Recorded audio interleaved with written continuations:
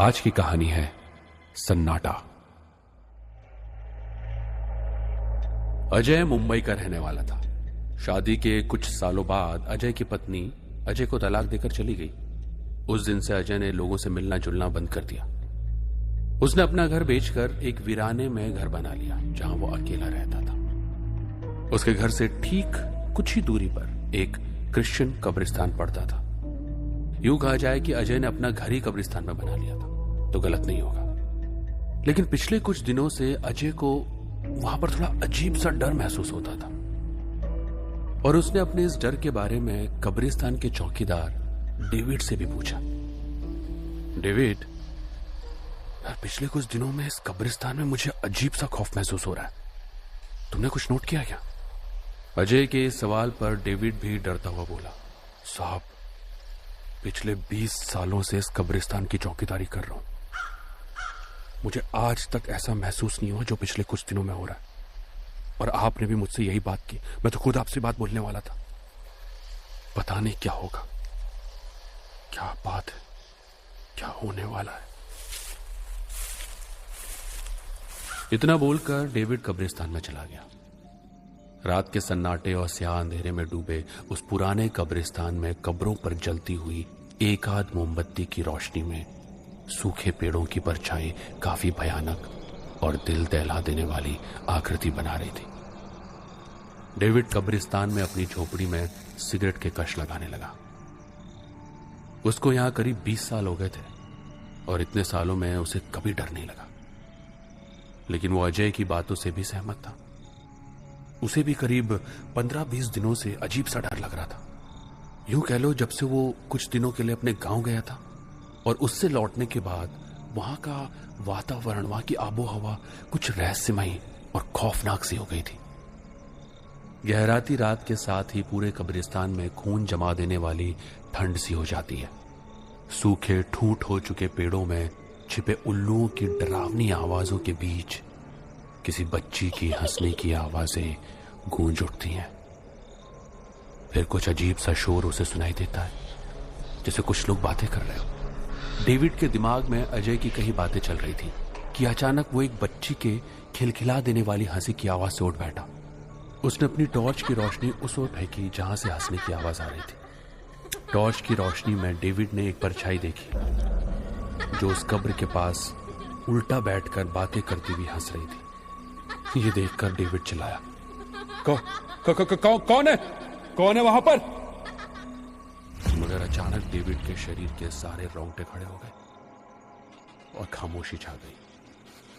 कुछ ही पल बाद सूखी घास के चरबराने की आवाजों के साथ पेड़ों पर उल्टे लटक रहे चमगादड़ अपने डैने फड़फड़ाकर ची ची करते हुए इधर उधर मंडराने लगे। डेविड ने देखा कोई बच्ची तेजी से भागी और फिर अंधेरों में खो गई। डर से कांप रहे डेविड ने वापस उस कब्र की तरफ टॉर्च की रोशनी फेंकी। वो देखकर उसकी टांगें जोर जोर से हिलने लगी। उसने देखा एक बिना धड़ की लाश जिसका एक हाथ और एक पैर भी नहीं था वहां पड़ी हुई थी। अचानक डेविड का सर घूमने लगा और वो वहीं बेहोश हो गया। सुबह उठने पर वो लड़खड़ाते हुए कदमों से उस कब्र पर गया जहां रात उसने कटी फटी बिना धड़ की लाश और किसी को बैठे देखा था।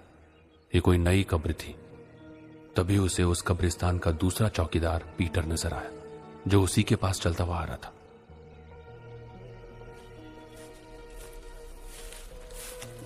पीटर, जब मैं यहां नहीं था तुमने किसी मुर्दे को दफनाया था क्या? नहीं डेविड, तुम्हारे जाने के बाद यहां किसी को नहीं दफनाया गया। अच्छा, ये बता तूने कल रात किसी बच्चे के रोने की आवाज सुनी क्या? यार डेविड, कल रात तो मैं यहां था ही नहीं। जब मैं यहां नहीं था तब पहले तूने किसी बच्चे के रोने की आवाज सुनी थी।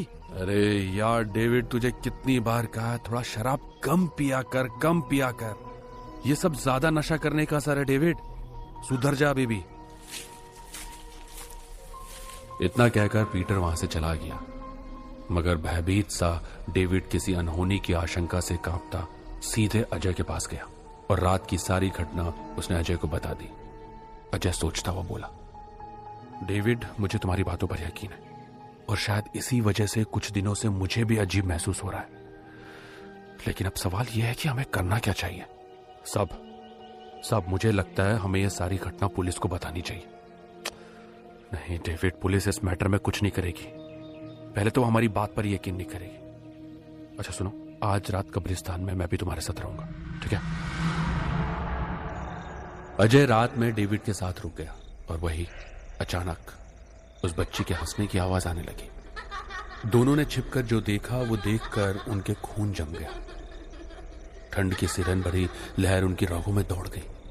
सामने का दृश्य दिल दहला देने वाला था। वहां कब्र खुली पड़ी थी और उस खुली हुई कब्र में टुकड़े टुकड़े में कटी हुई 3 लाशें पड़ी थी। आगे का दृश्य और खौफनाक था। वो बच्ची अपने हाथों में बड़ी सी सुई लिए लाशों के कटे हुए हिस्सों को सिल रही थी। इस हौलनाक दृश्य को देख अजय की चीख निकल गई। रात के उस गहरे सन्नाटे में चीखने की आवाज से उस बच्ची ने अपना चेहरा घुमाया और पलक झपकते ही भागकर अंधेरे में गुम हो गई। ये देख डेविड और अजय वहां से डरते हुए भागने लगे। अचानक डेविड पीटर से टकरा गए। अरे डेविड! अजय सर, आप लोग ऐसे कहां भागे जा रहे हैं रात में? और इतने डरे हुए क्यों लग रहे? क्या देख लिया आप लोगों ने? अजय ने एक ही सांस में सारी घटना पीटर को बता दी। सर यहां से कुछ ही दूर पर वो चर्च है ना, हम वहां चलते हैं। फादर डिसूजा से मिलना चाहिए हमें, जल्दी चलिए। कुछ ही देर के बाद वो सब फादर डिसूजा के पास पहुंचे। फादर उनकी बात शांति से सुनते रहे और उन्होंने अपनी आंखें बंद कर ली और कुछ देर बाद आंखें खोलकर उन्होंने कहा, चलो मेरे साथ। कुछ देर के बाद फादर और वो सब उसी कब्र के पास खड़े हो गए। फादर कुछ पढ़कर चीख कर बोले, सामने आ जाओ। फादर ने यह कहा ही था कि 10 साल की बच्ची अचानक से हंसते हुए उन सबके सामने आकर खड़ी हो गई। बोल, कौन है तू और इन लाशों के साथ क्या कर रही है? कौन लगते हैं तेरे? उस बच्ची की हंसने की आवाज पूरे कब्रिस्तान में गूंजने लगी और फिर उसने कहा, मेरा नाम है जेनी। एक दिन जब मैं स्कूल से वापस आई तो मैंने देखा मेरे पापा और पड़ोस की हिना आंटी दोनों मिलकर मेरी मम्मी को चाकू से मार रहे थे।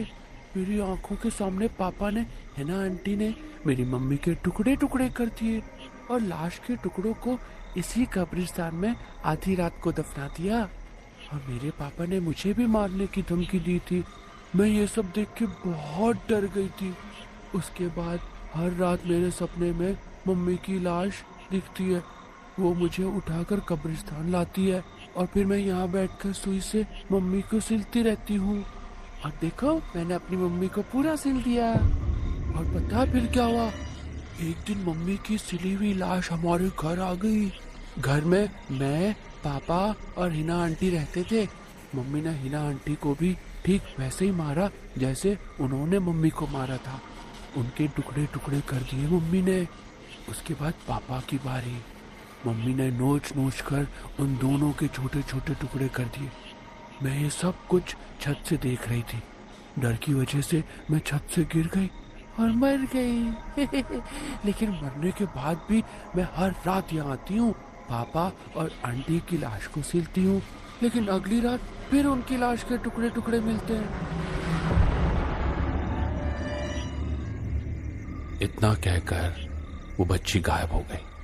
बच्ची की बात सुनकर फादर ने कहा, ये बच्ची की अतृप्त आत्मा है। इसके पापा और उस हिना नाम की औरत को ऊपर वाले ने सजा दी है। लेकिन सुनो, तुम लोग यहां कदम भी मत रखना, वरना तुम लोग भी अपनी जान गंवा बैठोगे। आज भी आधी रात को रहस्यमय चीखों, हंसी की आवाजों, अजीब सी फुसफुसाहटों और सरसराहटों को अपने भीतर लिए वो कब्रिस्तान बिल्कुल वीरान पड़ा है। अब वहां मुर्दों को दफनाने भी कोई नहीं चाहता। अजय भी अपने उस मकान को छोड़कर चला गया और अब वहां सन्नाटे और दहशत के अलावा कुछ नहीं है।